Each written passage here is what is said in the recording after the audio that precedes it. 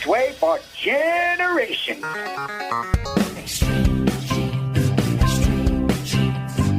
Dates in the Bible don't quite match the marriage certificate.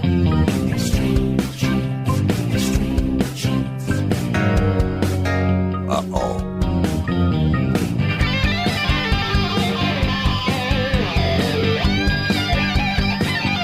And welcome, America, to America's family history show, Extreme Genes and ExtremeGenes.com. It is Fisher here, your radio root sleuth, on the program where we shake your family tree and watch the nuts fall out. We are loaded today. We're going to talk to Kurt Witcher today. It's been a long time since we've had him on the show. He is the director of the Allen County Public Library Family History Division, of course, in Fort Wayne, Indiana. And he's got some great insight on what all we have learned through the pandemic. We're going to talk to him about that. Then later in the show, we're going to talk to Melanie McComb from the New England Historic Genealogical Society. She is an expert in all kinds of areas in family history research, including military records. And we're going to talk about one today that you might be able to access concerning your World War II ancestor who was in the Army. That's coming up in just a bit. And speaking of which, of course, NEHGS, my good friend David Allen Lambert is standing by in Boston with our Family Histoire news today. David, you took a little trip here recently. How did it go? Oh, it was lots of fun. I went to Manassas, which was where the first Battle of the Civil War Bull Run occurred. I went to Washington. I took my kids to see the Liberty Bell. Nice. Went to some caves in Virginia, the Luray Caves. They're lots of fun. But I'll tell you something. Since I've been back, you know how it is. Oh, I'm suffering from something I want to share. I have Gen-Somnia. Oh, yes. When you really should be sleeping, but it's 3 a.m. and you got that thing on Ancestry you found that you just have to chase down that rabbit hole. Yep. Yeah. It's only one cure. More genealogy. Exactly. Gen-Somnia. It's a real thing. Well, I'm really sorry to share this news. Ken Potts, one of the two remaining crew members of the USS Arizona at Pearl Harbor, has passed away. He had just turned 102 fish in Utah. Absolutely. And, you know, I heard that news and I called Lou Conter, who has been on our show a couple of times, and he and I have become pretty good friends. And he was asleep at the time, so I was talking with his daughter. Lou's going to turn 102 in September, and he's still sharp as a tack. And his daughter told me that he was very much aware of Ken's passing. He had just talked to him the week before on his birthday. These two would talk every month. And so this is kind of a tough thing for him because he realizes he's the guy that gets the champagne bottle. You know how the people would always celebrate if you're the last one out of a unit in a war, then you would get that. Of course, there's no literal champagne bottle for the Arizona. But Lou Conter is the last survivor of that great ship and what happened at Pearl Harbor. And we really have been honored to have conversations with him on the show. Yeah. He's a great guy and definitely now the sentinel of the USS Arizona. Yep, that's it. Speaking of World War II, a shipwreck. This is actually a Japanese passenger ship called the Montevideo Maru, which sank back in July of 1942. Now, it was sunk sadly by a U.S. Navy submarine. And on board were over 1,000 prisoners of war, most of them from Australia. But they also had people from 16 other countries. Now, the story that I found doesn't indicate Americans, but I would imagine there must be. Oh, yeah. It's actually down 13,000 feet in the Philippines.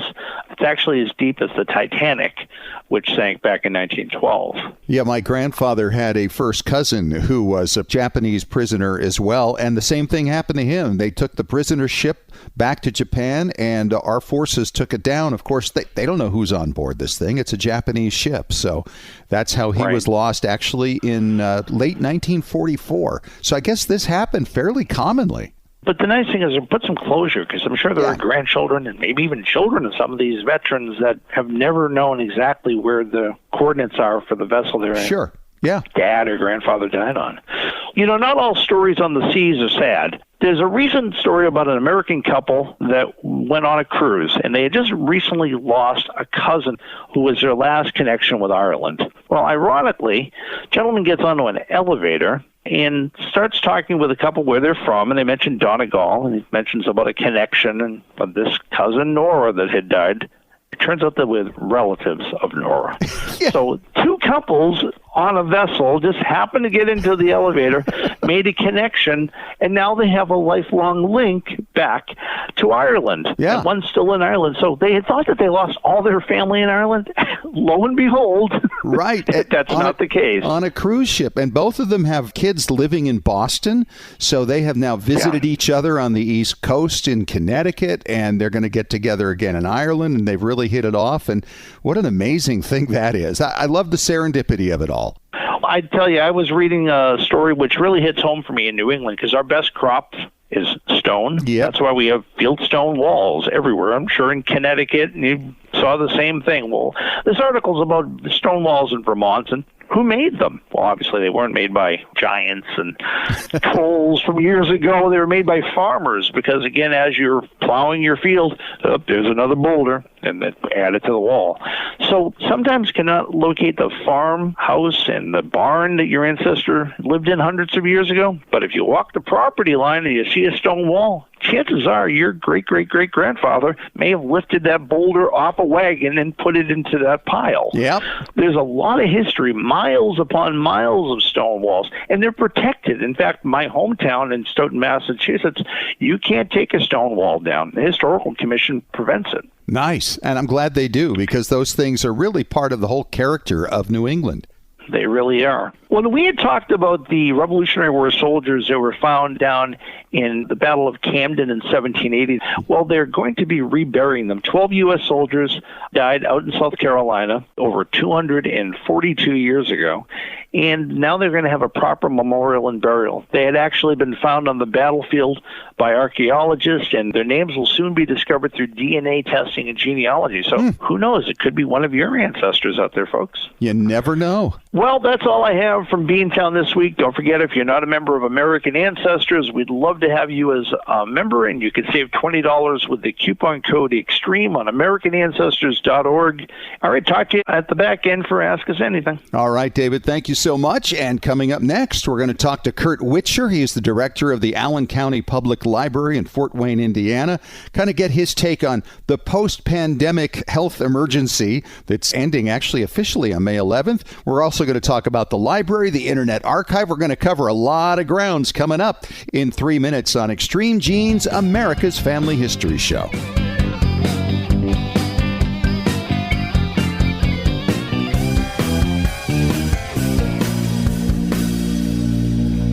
Hi, Genies. Fisher here, and I hear from so many of you all the time that I love all those family stories on Extreme Genes. Where can I find ancestor stories like those? The best answer? Digitized newspapers. And nobody has more digitized newspaper pages than newspapers.com. Newspapers.com has well over 800 million searchable pages from the United States and countries all over the world. Find those valuable obituaries and marriage accounts, often with photographs. Read your ancestors' funny stories, sad stories, and sometimes shocking stories. It was from newspapers.com that I learned about how my grandfather rescued a boy from a flooded lake during World War II. In another account, I learned that my wife's ancestor ran off with the wife of a farmhand and stole over $20,000 in the process. Newspapers.com is like that box of chocolates we always hear about. You never know what you're going to get. What will you find? Sign up now at newspapers.com. Have you hit a brick wall in your family tree? Are you unsure how to use your DNA test results to resolve a research question? Do you want to travel where your ancestors walked and need to find details before you go? Need help joining a lineage society? Whatever your genealogy research question, the answer is Legacy Tree Genealogist. Legacy Tree Genealogist has been helping clients all over the globe discover their story since 2004. Legacy Tree has carefully selected and trained professionals who specialize in hundreds of countries and languages, as well as probate research and DNA analysis. And when you need experts on the ground in the countries where your ancestors came from, Legacy Tree Genealogists calls upon its global network of on-site researchers who know the local language and how to get their hands on the records you need. Request your free quote today at legacytree.com. That's legacytree.com. Hey Genies, as we've dug into our family history explorations over the past year, our community at Genealogy and Family History Breakthrough Strategies has taken off. This is where you can meet like-minded genealogists who can help you break through those brick walls and find a whole city behind it, occupied by ancestors whose names you don't even know yet. This is where you can learn from your fellow genies and ask questions, because many in our community have already been into some of the records you're looking for. Genealogy and Breakthrough Strategies is free. What a great place for brainstorming and getting to know other people who totally get your passion for family history research. If you're looking to take the next step in sharpening your skills, here's a great chance to learn from others and give back in areas you've already become expert in. So join us. That page again is Genealogy and Family History Breakthrough Strategies. It's a long name, but we cover a lot of territory. Genealogy and Family History Breakthrough Strategies.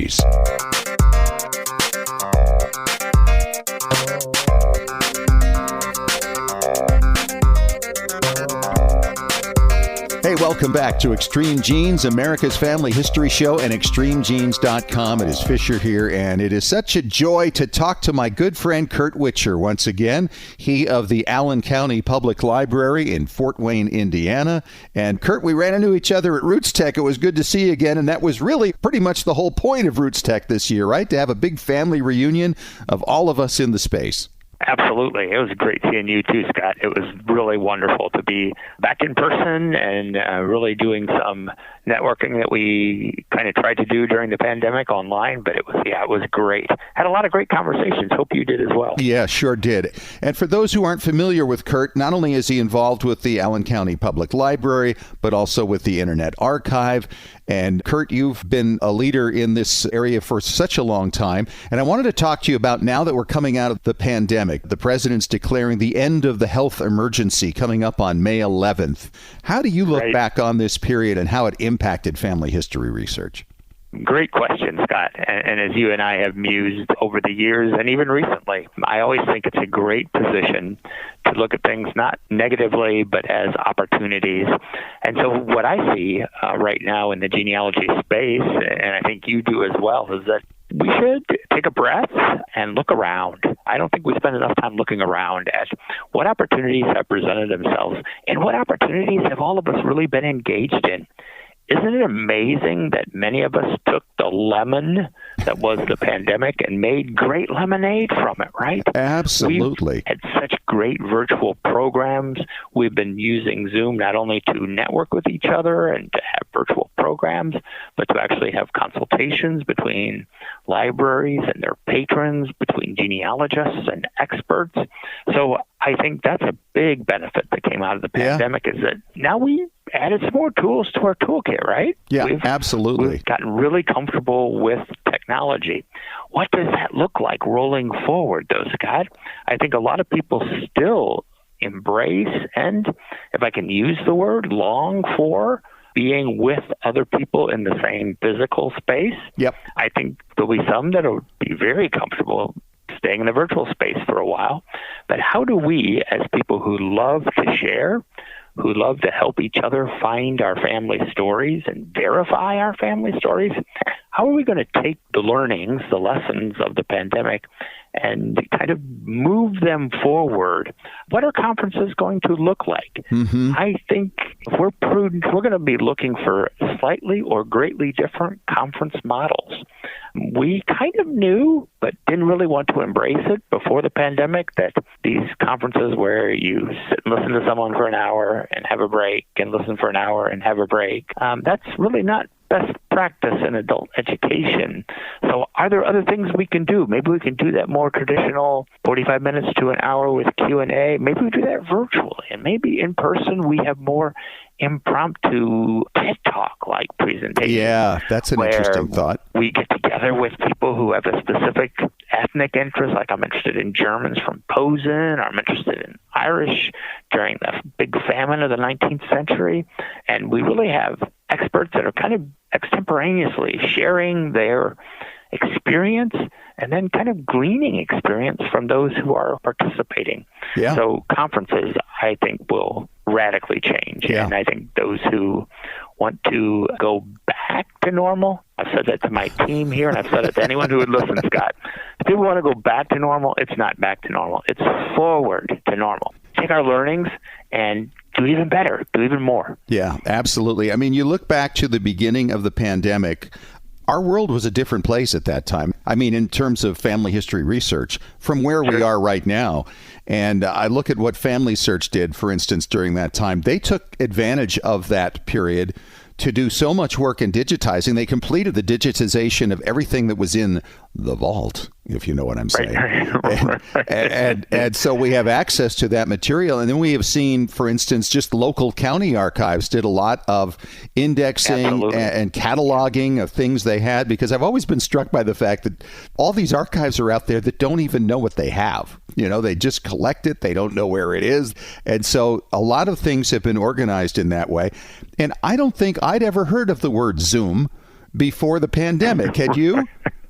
Right. No, it was brand new. And in fact, the pandemic success almost caused that company to say, whoa, we can't handle this. I'm sure glad they were able to. But yeah, your phrase there, Scott, more discoveries. Yeah. I mean, that was the challenge. And wasn't it awesome to see the individuals and organizations that stepped up and, use the opportunity, use the time to make more discoveries.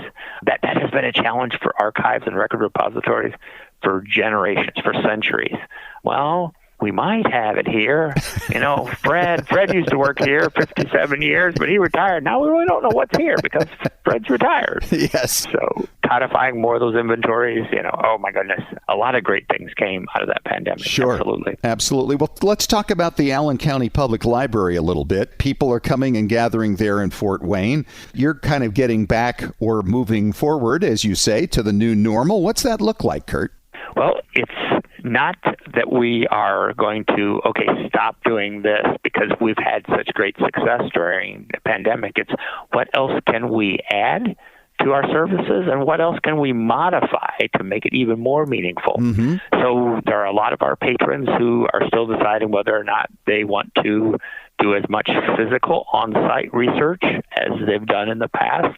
But last year, even though we were totally open, and the year before we were totally open, last year, Scott, we had over 30,000 people attend one of our virtual programs. That's pretty amazing. We're on target to do the same thing this year. We've seen growing numbers of people come here. We're hosting the International German Genealogy Partnership Conference in June 8 through 11 of this year. Registration is off, as it has been for every single conference. But still, there are hundreds of individuals who are interested in coming and listening to experts, using a good physical collection. So when they're back home, they can do virtual things even better. I don't think one take the place of another. I think our virtual experiences enhance our physical experiences and vice versa. Absolutely. I guess the challenge would be, I put myself in the position of the decision makers who have invested in putting on many of these conferences. I can't imagine that we're not going to see a huge drop-off in the number of them just because of what you said. You have 30,000 people attending a virtual conference from your library in Fort Wayne, Indiana. Right. It will cause people to look anew, to not go back to normal, but go forward to normal. Yeah. I think the conference models have to change because the economics of it, and then the reality of people saying, I can do so much more if I'm more judicious about where I spend my dollars. Sure. I can spend $2,000+ to attend a 4-day conference somewhere not near my home, or I can do so much virtually and maybe every other year target something that really hits my area of interest. Right. Maybe I'm interested in my ancestors from Mecklenburg or Posen, Germany. So I'm going to look for something that really fills that need. So organizations, libraries, societies are going to be challenged to do better, what I call environmental scans. Look around. What do our members want? Can we develop mechanisms for finding out what they want and then responding meaningfully to those needs and desires? And this is where a place like Tammy Mize's site, conferencekeeper.org, comes in so handy because this is like the one place we can find out where everything is going on. Isn't that amazing? Isn't that site amazing? Yeah. It really is. It is, and it's never been more relevant than it is right now. So it's very exciting. You're also tied in with the Internet Archive, which has gone on for some time. And I tell you, I can't do anything online without running into something that is an Internet Archive from old books that have fascinating information. It's invaluable, and it's almost like the Greek library of old, right? Exactly. In fact, that's what the founder, Brewster Kahle, is trying to replicate in a digital form. He wants to be the Alexandrian library of the 21st century. And we're just so honored to have this awesome partnership with the Internet Archive, where we're just methodically, book after book, day after day, scanning everything we possibly can, scanning those things that are out of copyright, that are not in any way restricted, and we still have thousands more to scan. And over 117,000 items out of our collection are available on the Internet Archive for free. You can search them, you can download them, you can read them online, whatever is your pleasure. Yeah, I have a few of those books that I've downloaded just to keep in a folder on my research on various family lines. And give everybody the URL on that, Kurt. Yeah, it's simply archive.org. Amazing site. Brewster Kahle and his team have put so much into that. An amazing contribution to humanity, and certainly to genealogists and family historians. There is so much great data. There really is, and historians in general. So you guys actually do the digitizing right there in Fort Wayne? Yes, we do. We have two awesome digitizing partners. One is Internet Archive, and the other is our good friends from Family Search. They also have a scanning center here. You know, Scott, you and I, as genealogists, we have a personal digital library of over 560,000 items, because that's how many genealogy and local history books are in Family Search digital library for free. I know. Isn't that amazing? Oh, it's over 500,000 books. It's bigger than anything we could have ever visited in any facility, right? I mean, it's just amazing. And then you can peruse through them and find them so easily. Yeah. That's the times. It really is. It really is. He's Kurt Witcher. He is the director of the Allen County Public Library in Fort Wayne, Indiana. And Kurt, so good to talk with you again. And I appreciate your thoughts on where we are right now, because it's kind of a new beginning, isn't it? It really is. Great way of putting it. All right. Thanks for coming on. Great to talk to you. Absolutely. Thank you, Scott. And coming up next, those Army personnel records may have been burned, but the morning reports live on. We'll tell you more about that coming up with Melanie McComb when we return in 3 minutes.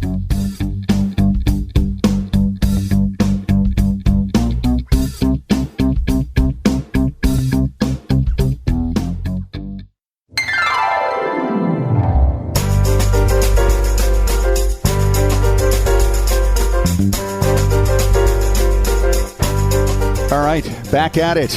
It's Fisher here on Extreme Genes, America's Family History Show. Delighted to go back to Boston to talk to my good friend Melanie McComb. She is a woman of many hats at the New England Historic Genealogical Society. She's the Irish expert, the Jewish research expert. She is the expert in DNA there. She also works the military stuff. Which hat are we wearing today, Melanie? Hey, Fisher. Today we're going to be wearing the military hat. The military hat. And this is good because you had an ancestor, a grandfather, right, who was in World War II, and that kind of leads to all this kind of research. Absolutely. So I was definitely interested in finding out more about his story, and I thought it was going to be like where a lot of people had ended up, where they had requested a file from the National Personnel Records Center in St. Louis, Missouri, and find out the file burned. Sure. And that was in 1973. And did you find out, did his file burn? His file did burn, so the only file that remained there that was held separately was his final payment voucher.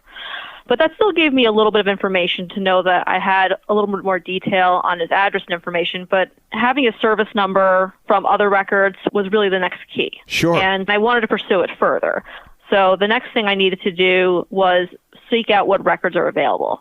And even though the official military files were the ones that burnt for Army and Air Force, Navy and Marines were still intact, there are other records you can pursue, which could include company rosters. My big find was the morning reports. So tell us about that. The morning reports have been around for some time, right? Not just in World War II. It was long before that, right? Correct, yes. And we have morning reports that go back even to World War I as well. 1912 is when we started having the first few morning reports available. And actually, the National Archives worked with Ancestry via Fold3 to start adding those morning reports online. Okay, so describe what a morning report is specifically. Sure. So the morning reports are going to be at the company level, and they're going to include where that company is on a specific date in a specific location in the war theater. And it's going to include their service numbers for the individuals that were part of that company, their names, and they're going to include details on if they were transferred to another unit, were they hospitalized, were they taking prisoners, and other notes about what was going on at that time. Interesting. So it's basically a journal for the company. In a way, yes. It was a way for the military to document what was happening to each of the different companies and to keep track of changes over time.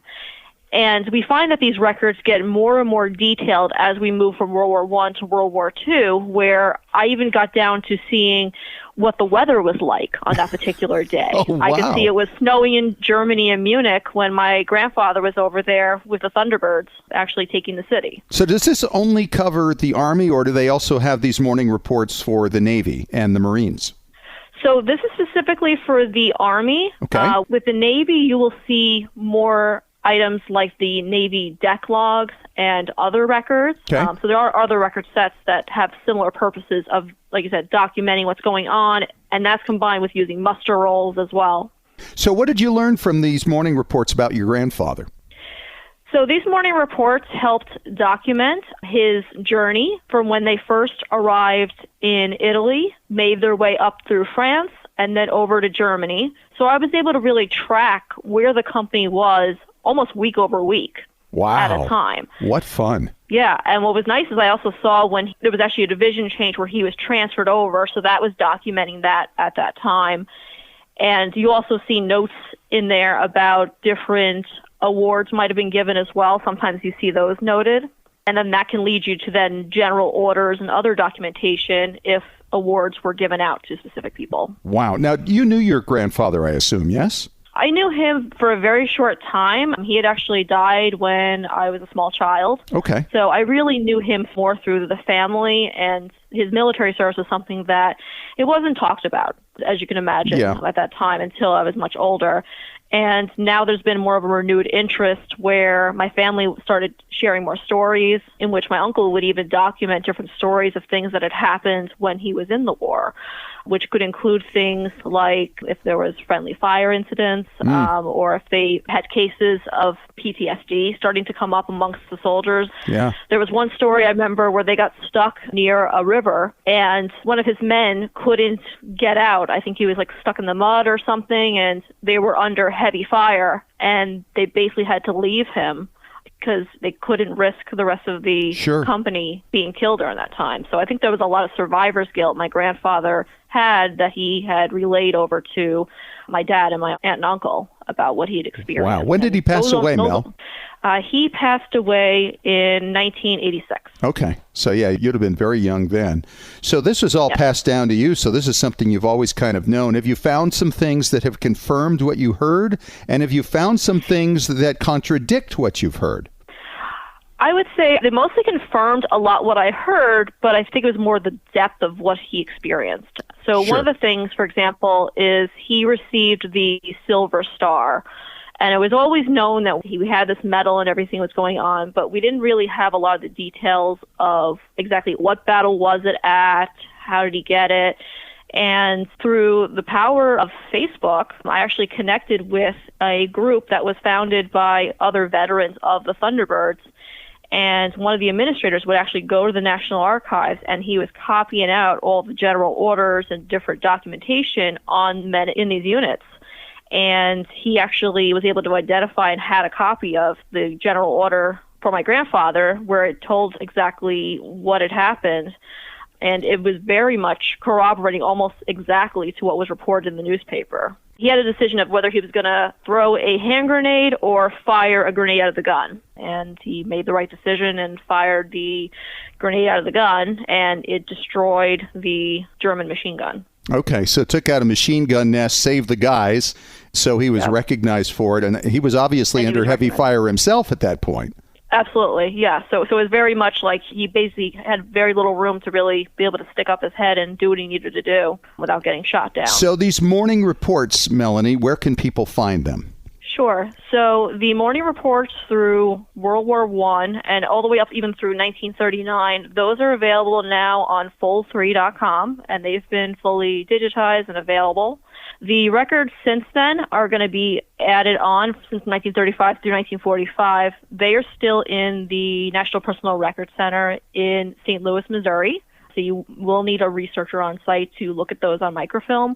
However, they are going to be added in the future to Fold 3, so stay tuned. It's just amazing how much stuff is still out there for us to find and suddenly have these things drop in our lap. We're sitting up at 2 a.m. with what Dave called Gen-Somnia, and all of a sudden finding these incredible details that we never imagined could be located for very little effort or money.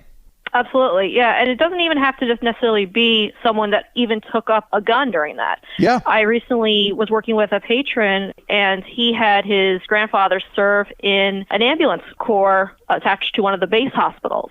And then it was the same case. His grandfather's file had burnt in the fire, and it was, okay, what can we find next? And we started off with finding a history of the base hospital. And that was really important because that gave us that fan club approach. Sure. Yeah, friends, associates, and neighbors. That's right. So he was actually able to contact a descendant of one of them, and they had a diary that they had kept during the war mentioning his grandfather. Wow. This is such a great thing. And these are the rabbit holes we can follow sometimes for years and continue to find great material. Melanie, thanks so much for coming on. It's always a pleasure to have you. I think this has been really informative and helpful. Thanks so much for having me. And if anybody's in the New England area, we are having the New England Regional Consortium Conference next week, and I'll be talking more about this topic. All right. Great stuff, Melanie. Thank you. And coming up next, it's Ask Us Anything with David Allen Lambert when we return in 3 minutes on Extreme Genes, America's Family History Show.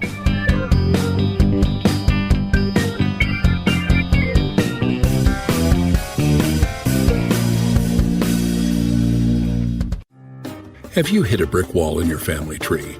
Are you unsure how to use your DNA test results to resolve a research question? Do you want to travel where your ancestors walked and need to find details before you go? Need help joining a lineage society? Whatever your genealogy research question, the answer is Legacy Tree Genealogist. Legacy Tree Genealogist has been helping clients all over the globe discover their story since 2004. Legacy Tree has carefully selected and trained professionals who specialize in hundreds of countries and languages, as well as probate research and DNA analysis. And when you need experts on the ground in the countries where your ancestors came from, Legacy Tree Genealogists calls upon its global network of on-site researchers who know the local language and how to get their hands on the records you need. Request your free quote today at legacytree.com. That's legacytree.com. Hey Genies, as we've dug into our family history explorations over the past year, our community at Genealogy and Family History Breakthrough Strategies has taken off. This is where you can meet like-minded genealogists who can help you break through those brick walls and find a whole city behind it, occupied by ancestors whose names you don't even know yet. This is where you can learn from your fellow Genies and ask questions, because many in our community have already been into some of the records you're looking for. Genealogy and Breakthrough Strategies is free. What a great place for brainstorming and getting to know other people who totally get your passion for family history research.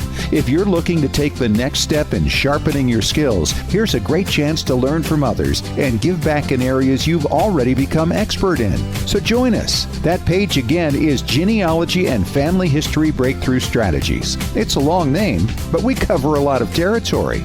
Genealogy and Family History Breakthrough Strategies. Hi, Genies. Fisher here, and I hear from so many of you all the time that I love all those family stories on Extreme Genes. Where can I find ancestor stories like those? The best answer? Digitized newspapers. And nobody has more digitized newspaper pages than newspapers.com. Newspapers.com has well over 800 million searchable pages from the United States and countries all over the world. Find those valuable obituaries and marriage accounts, often with photographs photographs. Read your ancestors' funny stories, sad stories, and sometimes shocking stories. It was from newspapers.com that I learned about how my grandfather rescued a boy from a flooded lake during World War II. In another account, I learned that my wife's ancestor ran off with the wife of a farmhand and stole over $20,000 in the process. Newspapers.com is like that box of chocolates we always hear about. You never know what you're going to get. What will you find? Sign up now at newspapers.com.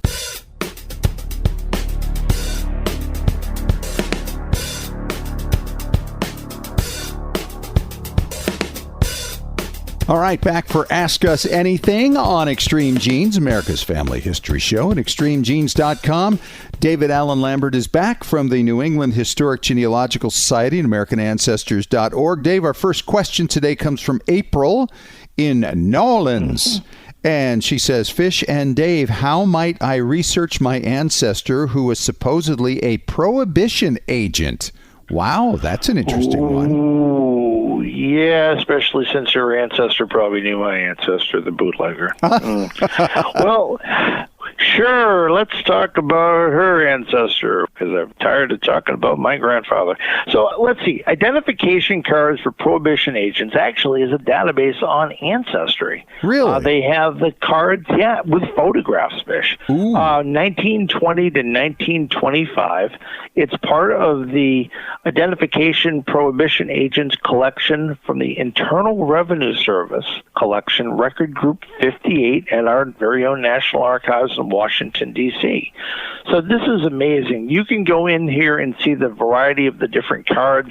So it's like almost like passport photos. So I'm looking at one right here for J.P. Ferguson, federal prohibition agent. There's a photograph of him, both a straight-on shot and a profile shot. And the other information in there is the fact that he is a agent on a certain date in the 1920s, so he can actually go forward. So these are all their identification cards. So This is another source for finding photographs. Yes. Now, that being said, in Seattle, Washington, there's also another collection of records that's available. The records of the Bureau of Prohibition, and these cover 1927 to 1933. Ooh. So the National Archives has the finding aid of this, and this has 14 linear feet of case files that contain information about the investigations, clippings relating to investigations, correspondence between law enforcement officials and informants. Ooh, the informants. Now, wait a minute. Is this all indexed then, all the names in there? It is not indexed. It is actually a collection that you have to go through in person. Okay. In this whole collection itself, there are over 30 boxes out in Seattle, Washington. Wow. Now, the one on Ancestry is indexed, so you can search on a name. So who knows? Maybe you might find your ancestor was a prohibition agent. You didn't realize what they were doing for work between 1920 and 25. Well, here you go, and a photograph to boot. Yeah, and if they could then take that and then extend the research into what you're talking about, these boxes up in Seattle, and find connections to actual cases they worked on, I mean, wouldn't that be a gold mine?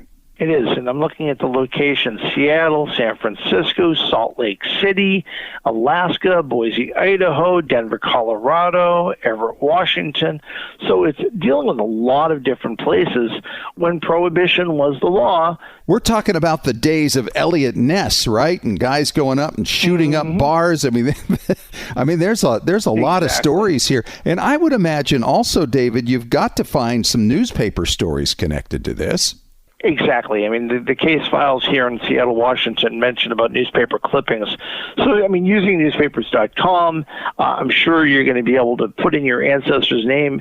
It might be using the word agent in the last name, so you don't expect his first and middle name to be included. And sometimes it may be an event that's local. So I would look for, prohibition agents in the place that he worked out of and get news stories as well.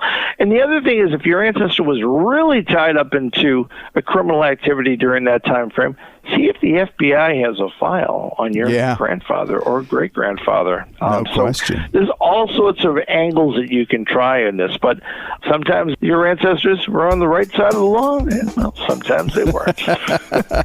All right, great question. Thanks so much for it. We got another one coming up in 3 minutes on Extreme Genes, America's Family History Show.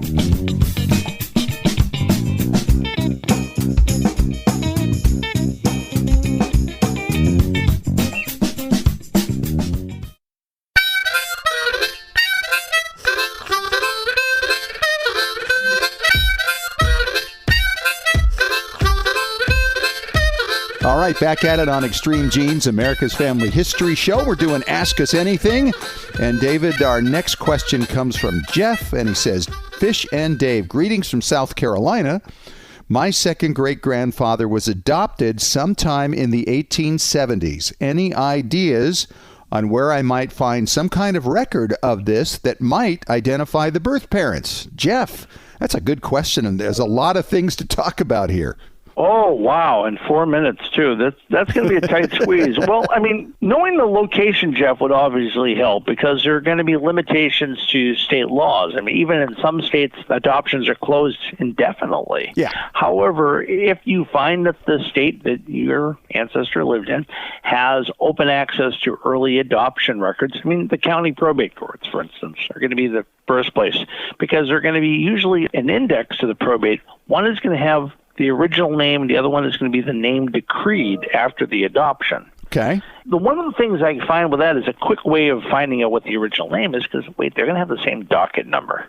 And then, if you're lucky enough that Family Search has digitized these probate records, you can look up your record right there. So there may not be a birth record recorded early enough to record it, but there should be a court record. But back then, Fish, sometimes adoptions weren't done through the courts. Like the neighbor would take the child because the parents died in a house fire, or so-and-so died. Or a baby was dumped off on somebody's porch. That's true, and if that's the case, then you have to turn to that magical kit called DNA. Yes. I mean, how many stories have we talked about, babies that were orphans?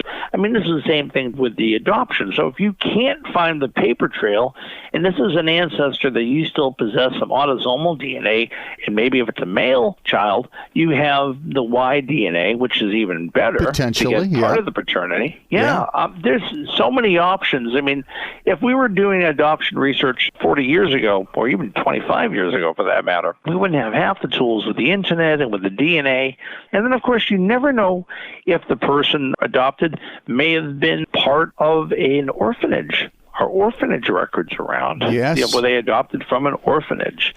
Is the story of this child being adopted small town news? I mean, newspapers.com, how many adoption stories are buried in those records? Just search the name and adoption or probate court in the child's name. You might find something on a calendar of events going on in the courts. So there's all sorts of things. Oh, the list is so long. But the fact of the matter is, though, those records from back that far, often very difficult to find nonetheless. I still think DNA for anybody who was adopted, whether it's somebody living now or somebody from just a few generations back, a second great-grandparent, as he's talking about here, is well within reach of DNA. And hopefully you would be able to put together a family tree. I had a friend whose grandfather was on the orphan train from New York City to the Midwest, and he wanted to know who his grandfather's parents were. And so we worked on the DNA and very quickly found who the grandparents of the grandfather was over in Scotland. He had 10 kids, and eventually we were able to narrow it down and at least figure out who the parent was on one side. And then he took it from there and used DNA to discover the mother's side. That's the thing about DNA. It is just such an all-inclusive tool for quite a few generations. Obviously, when you get back, many, you got to rely on Y and mitochondrial and all that type of thing. But there's a lot of things out there, a lot of options. And there you go. Our 4 minutes are up, Dave. So perfect. Absolutely. Well, good luck with that, Jeff. All right. Thanks for the question, Jeff. And, of course, thanks for listening to the show this week. And we'll talk to you again next week, Dave. Until later, my friend. All right, and thanks to Kurt Witcher for coming on the show, Melanie McComb from the New England Historic Genealogical Society and AmericanAncestors.org. And thanks to you for joining us. And if you missed any of the show, of course, catch the podcast on Apple Media, TuneIn Radio, ExtremeGenes.com, iHeartRadio, and Spotify. We'll talk to you again next week. Thanks for joining us. And remember, as far as everyone knows, we're a nice, normal family.